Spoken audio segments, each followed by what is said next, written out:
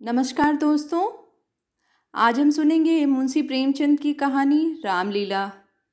आशा करती हूँ आप सब इसको पसंद करेंगे। इधर एक मुद्दत से रामलीला देखने नहीं गया। बंदरों के भद्दे चेहरे लगाए, आधी टांगों का पजामा और काले रंग का कुर्ता पहने आदमियों को दौड़ते हू हू करते देखकर अब हंसी आती है, मज़ा नहीं आता। काशी की लीला जगत विख्यात है। सुना है लोग दूर दूर से देखने आते हैं।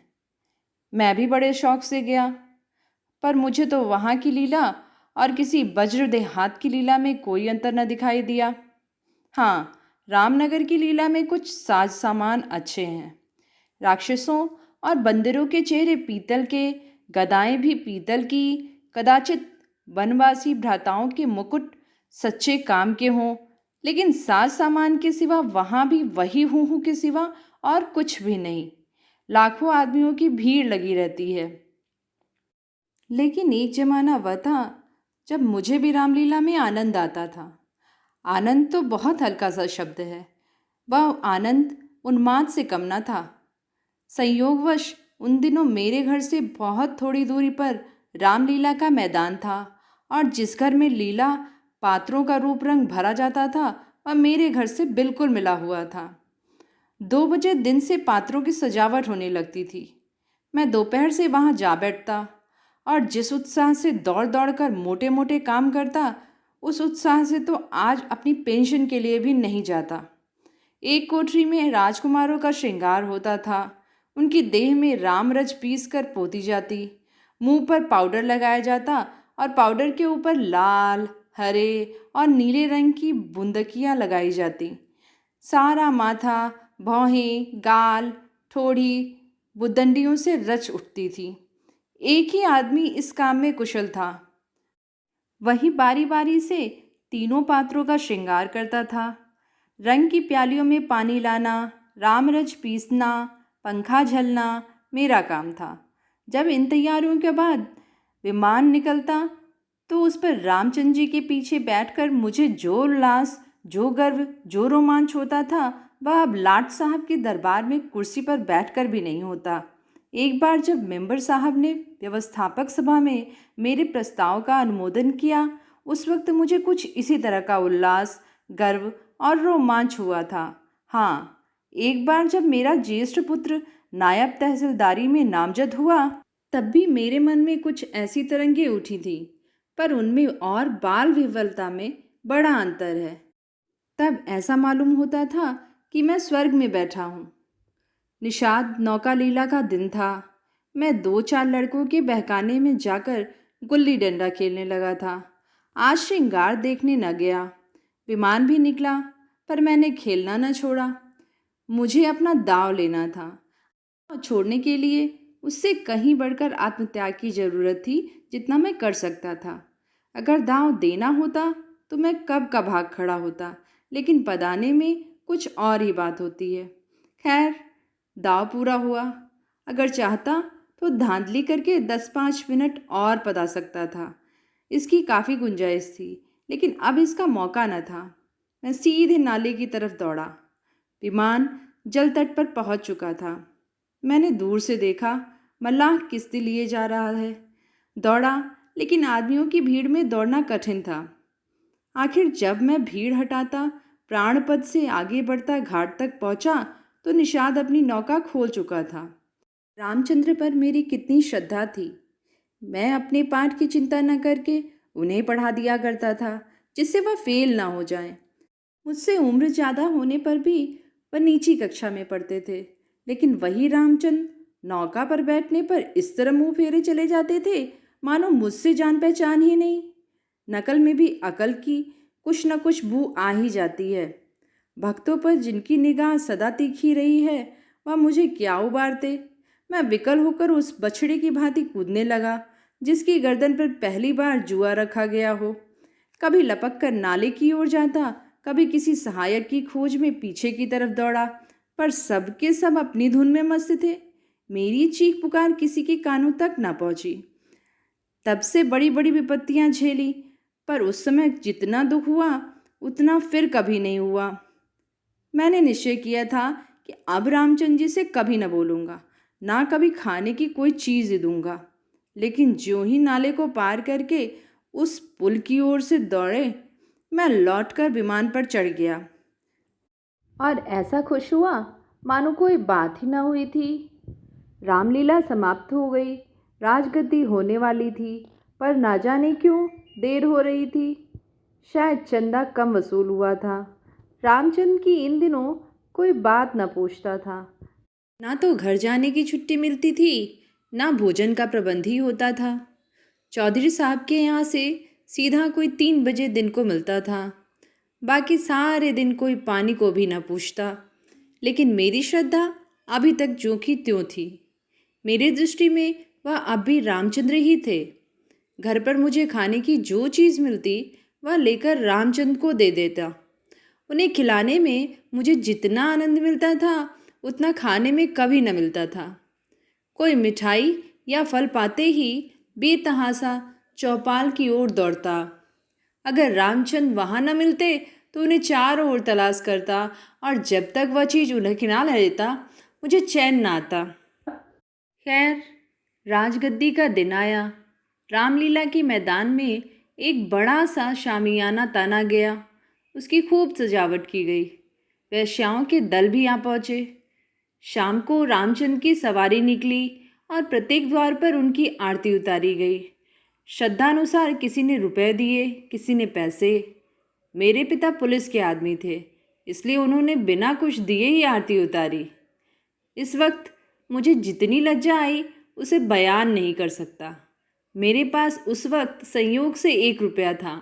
मेरे मामा जी दशहरे के पहले आए थे और मुझे 1 रुपया दे गए थे।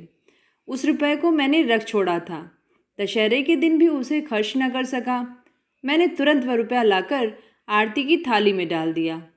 पिताजी मेरी ओर कुपित नेत्रों से देखकर रह गए। उन्होंने कुछ कहा तो नहीं, लेकिन मुंह ऐसा बना लिया प्रकट होता था कि मेरी इस धृष्टता से उनके रौब में बट्टा लग गया। रात को 10 बजते बजते यह परिक्रमा पूरी हुई। आरती की थाली रुपयों और पैसों से भरी हुई थी। ठीक तो नहीं कह सकता, मगर अब ऐसा अनुमान होता है कि 400-500 रुपये तो कम न थे। चौधरी साहब इनसे कुछ ज़्यादा ही खर्च कर चुके थे। उन्हें इसकी बड़ी फिक्र हुई, किसी तरह कम से कम 200 रुपये और वसूल हो जाए। इसकी सबसे अच्छी तरकीब उन्हें यही मालूम हुई कि वेश्याओं द्वारा महफिल में वसूली हो। जब लोग आकर बैठ जाएं और महफिल का रंग जम जाए तो आबादी जान रसिकजनों की कलाइयाँ पकड़ पकड़ के ऐसे हाव भाव दिखाएं कि लोग शर्माते शर्माते भी कुछ न कुछ दे ही मरे। आबादी जान और चौधरी साहब में सलाह होने लगी। मैं संयोग से उन दोनों प्राणियों की बातें सुन रहा था। चौधरी साहब ने समझा होगा या लौंडा क्या मतलब समझेगा, पर यहाँ ईश्वर की दया से अक्ल के पुतले थे। सारी दास्तान समझ में आती जाती थी। चौधरी, सुनो आबादी जान, यह तुम्हारी जाति है। हमारा और तुम्हारा कोई पहला साबका तो है नहीं। ईश्वर ने चाहा तो यहाँ हमेशा तुम्हारा आना जाना लगा रहेगा। अब की चंदा बहुत कम आया है, नहीं तो मैं तुमसे इसरार न करता। आबादी, आप मुझसे जमींदारी चाल चलते हैं क्यों? मगर यहाँ हुजूर की दाल न गलेगी। वाह, रुपए तो मैं वसूल करूं और मूछों पर ताव आप दें। कमाई का यह रंग अच्छा निकला। इस कमाई से तो वाकई आप थोड़े दिनों में राजा हो जाएंगे। के सामने जमींदारी छक मारेगी। बस कल ही से चकला खोल दीजिए, खुदा की कसम माला माल हो जाएंगे। चौधरी, तुम तो दिल लगी करती हो और यहाँ काफिया तंग हो रहा है। आबादी, तो आप भी मुझे से उस्तादी करते हैं। आप जैसे कईयों को रोज उंगलियों पर नचाती हूँ। चौधरी, आखिर मनसा क्या है? आबादी, जो कुछ वसूल करूँ उसमें से आधा मेरा और आधा आपका। लाइए, हाथ में लाइए। चौधरी, यही सही। आबादी, अच्छा तो पहले मेरे 100 रुपये गिन दीजिए, पीछे से आप अलसेट करने लगेंगे। चौधरी, वाह, वह भी लोगी और यह भी? आबादी, अच्छा, तो क्या आप समझते हैं कि अपनी उजरत छोड़ दूंगी? आ रही आपकी समझ। खूब, क्यों ना हो। दीवाना बकारे दरवेश होशियार। चौधरी, तो क्या तुमने दोहरी फीस लेने की ठानी है? आबादी, अगर आपको 100 दफ़े गरज हो तो, वरना मेरे 100 रुपये तो कहीं नहीं गए। मुझे क्या कुत्ते ने काटा है जो लोगों की जेब में हाथ डालती फिरूं? चौधरी की एक न चली। आबादी के सामने दबना पड़ा। नाच शुरू हुआ। आबादी जान बला की शौक औरत थी। एक तो कमसिन, उस पर हसीना, और उनकी अदाएं तो गजब की थी कि मेरी तबीयत भी मस्त हुई जाती थी। आदमियों को पहचानने का गुण भी उनमें कुछ कम न था। जिसके सामने बैठ गई उससे कुछ न कुछ ले ही लिया। 5 रुपए से कम तो शायद ही किसी ने दिए हों। पिताजी के सामने भी वह जा बैठी। मैं तुम्हारे शर्म के गड़ गया। जब उसने उनकी कलाई पकड़ी तब तो मैं सहम गया। मुझे यकीन था कि पिताजी उसका हाथ झटक देंगे और शायद दुत्कार भी दें, किंतु यह क्या हो रहा है? ईश्वर, मेरी आंखें धोखा तो नहीं खा रही? पिताजी मूंछों में हंस रहे हैं। ऐसी मृदु हंसी उनके चेहरे पर मैंने कभी नहीं देखी थी। उनकी आंखों से अनुराग टपक रहा था। उनका एक एक रोम पुलकित हो रहा था। मगर ईश्वर ने मेरी लाज रख ली।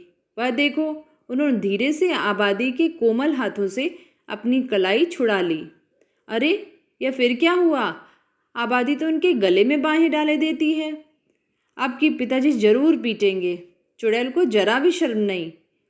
एक महाशय ने मुस्कुराकर कहा, यहाँ तुम्हारी दाल न गलेगी आबादी जान, और दरवाज़ा देखो। बात तो इस महाशय ने मेरे मन की कही और बहुत ही उचित कही, लेकिन ना जाने पिताजी ने उनकी ओर कुपित नेत्रों से देखा और मूंछों पर ताव दिया। मुंह पर तो कुछ न बोले, पर उनके मुख की आकृति चिल्लाकर सरोस शब्दों में कह रही थी, तो बनिया, मुझे समझता क्या है? यहाँ ऐसे अवसर पर जान तक निसार करने को तैयार है। रुपए की हकीकत ही क्या? तेरा जी चाहे आजमा ले। तुझसे दूनी रकम न दे डालूं तो मुंह न दिखाऊं। महान आश्चर्य, घोर अनर्थ। अरे जमीन फट क्यों नहीं जाती? आकाश तो फट क्यों नहीं पड़ता? अरे मौत क्यों नहीं आ जाती?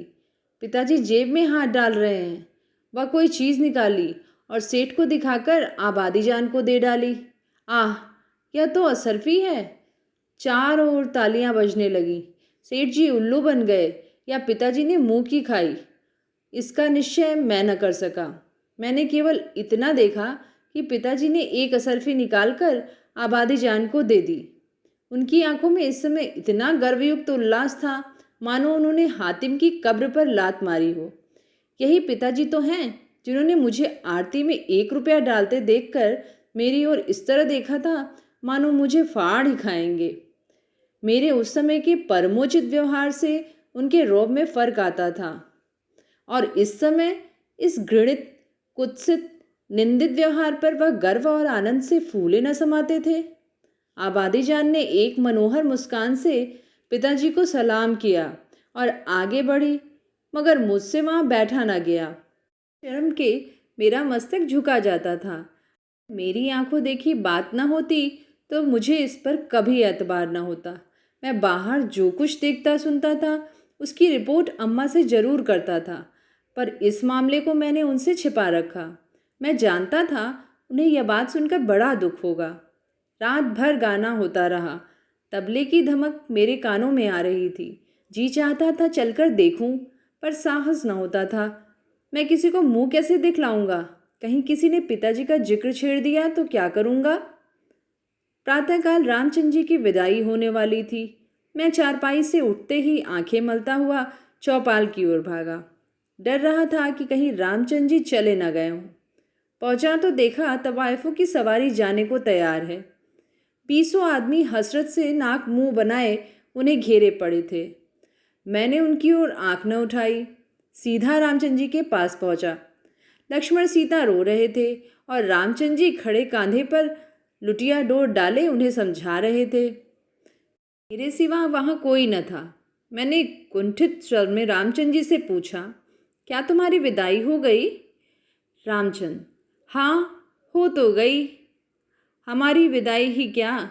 चौधरी साहब ने कह दिया जाओ चले जाते हैं। क्या रुपए और कपड़े नहीं मिले? अभी नहीं मिले।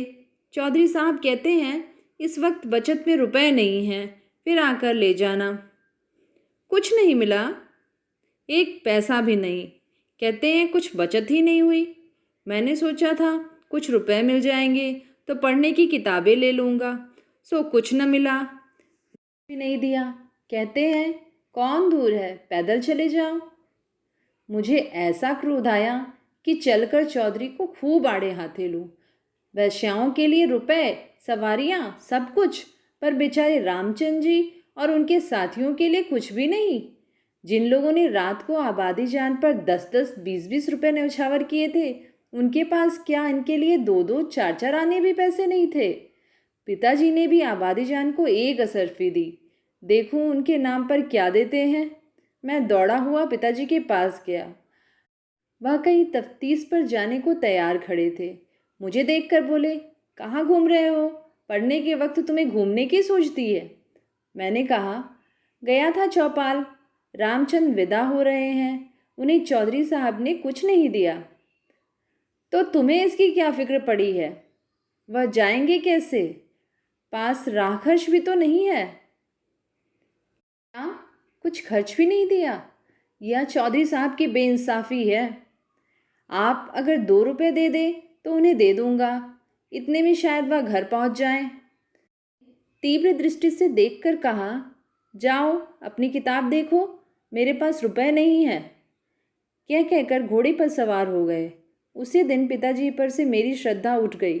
मैंने फिर उनकी डांट डपट की परवाह नहीं की। मेरा दिल कहता, आपको कोई उपदेश देने का अधिकार नहीं है। मुझे उनकी सूरत से चिढ़ हो गई। वह जो कहते मैं ठीक उसका उल्टा करता। यद्यपि इससे मेरी ही हानि हुई, लेकिन मेरा अंतःकरण उस समय विप्लवकारी विचारों से भरा हुआ था। मेरे पास 2 आने पैसे पड़े हुए थे। मैंने पैसे उठा लिए और जाकर शर्माते शर्माते रामचंद्र को दे दिए। उन पैसों को देखकर रामचंद्र को जितना हर्ष हुआ वह मेरे लिए आशातीत था। टूट पड़े मानो प्यासे को पानी मिल गया। वह 2 आने पैसे लेकर तीनों मूर्तियां विदा हुईं। केवल मैं ही उनके साथ कस्बे के बाहर पहुंचाने आया। उन्हें विदा करके लौटा तो मेरी आंखें सजल थीं, पर हृदय आनंद से उमड़ा हुआ था। धन्यवाद। तो ये थी कहानी रामलीला। आशा करती हूँ आप सबको पसंद आई होगी। ऐसे ही अपना स्नेह बनाए रखें। धन्यवाद।